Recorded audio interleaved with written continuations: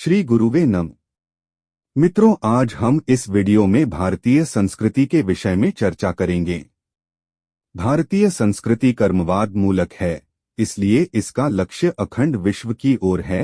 भारतीय विचार दृष्टि के अनुसार जीव जन्म से जन्मांतर में भ्रमण करता रहता है। विभिन्न योनियों के भ्रमण काल में वह कभी स्वर्ग में जाता है तो कभी नरक आदि में, कभी भारत में जन्म लेता है तो कभी अन्य देशों में, कभी पुरुष होता है तो कभी स्त्री, क्योंकि कर्म की विचित्र गति होती है। जब तक आत्मज्ञान की अग्नि में कर्म और अकर्म भस्म नहीं हो जाते और आत्मा परमात्मा का तादात्म्य नहीं हो जाता, तब तक मनुष्य आवागम के चक्कर में पड़ा रहता है। 84 लाख योनियों के जीवन उस ब्रह्मा के अपने हैं। समस्त जगत उसका अपना क्रीड़ा क्षेत्र है। कोई देश, कोई काल, कोई जीव उसके लिए अपरिचित नहीं है। सभी उसके निज हैं।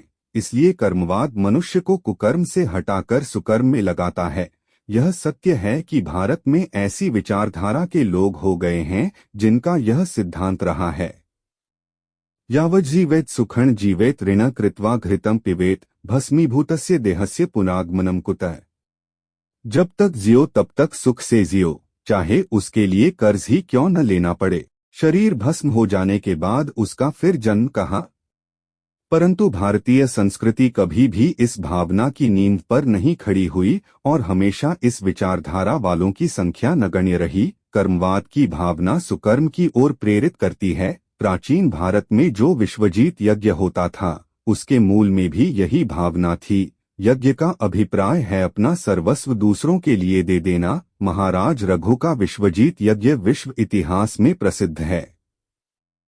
महाराज रघु ने विश्वजीत यज्ञ किया और अपना सर्वस्व दान कर दिया। सारा खजाना, स्वर्ण भंडार समाप्त हो गया, मात्र मिट्टी के पात्र शेष रह गए। ऐसे ही समय में वर्तंतु ऋषि के शिष्य कौत्स महाराज रघु के दरबार में पधारे। उन्हें देने के लिए महाराज के पास कुछ भी नहीं शेष था। महाराज ने उचित आदर सम्मान कर रात को विश्राम करने के लिए कौत्स से प्रार्थना की। रात भर वह चिंतित रहे कि कैसे एक ऋषि को द्वार से बिना कुछ दिए विदा किया जाए। अंत में उन्होंने परमात्मा से अंतर्मन से प्रार्थना की कि ऋषि और राज्य की मर्यादा बनी रहे और कोई भी द्वार से बिना कुछ लिए न जा पाए। सुभावना और सुकर्म का चमत्कार देखिए कि परमात्मा ने उनकी अंतर्मन की प्रार्थना सुन ली और जो हुआ उसकी कोई कल्पना तक नहीं कर सकता। महाराज के खजाने में कुबेर रात भर स्वर्ण मुद्राओं की बरसात करते रहे। स्वर्ण भंडार भर गया, स्वर्ण मुद्राओं के रखने का स्थान भी नहीं बचा। महाराज ने दूसरे दिन ऋषि कौत्स की विदाई की बेला में वह सारी स्वर्ण मुद्राएं छकड़ों में भरवाकर तैयारी करवा दी। ऋषि शिष्य कौत्स केवल उतनी ही मुद्राएं ले जाना चाहते थे जितनी उन्हें उनके गुरु वर्तंतु का लाने का आदेश था, किंतु महाराज रघु सारी स्वर्ण मुद्राएं देने का मन बना चुके थे। उनका कहना था कि मेरा खजाना बिल्कुल ही खाली था, केवल ऋषि कृपा और प्रताप से ही खजाना पूर्ण हुआ है। इसमें से एक स्वर्ण मुद्रा भी बचाकर रखना अनुचित है। काफी समय तक यह दोनों में विवाद का विषय रहा। ऐसी है भारतीय संस्कृति की उदात्त और अनुकरणीय भावना। अंत में गुरु अति प्रसन्न हुए और उन्होंने वह सारा खजाना पीड़ितों और दरिद्रों की सेवा में अर्पित कर दिया।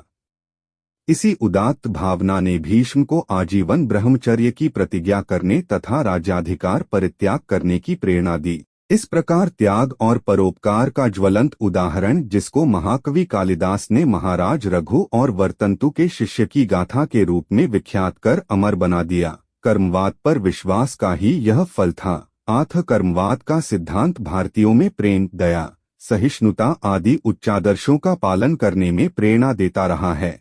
यह भारतीय संस्कृति की 5वीं विशेषता है। अगर यह वीडियो आपको अच्छी लगी हो शेयर करें तो चैनल को लाइक व सब्सक्राइबर्स करें। धन्यवाद।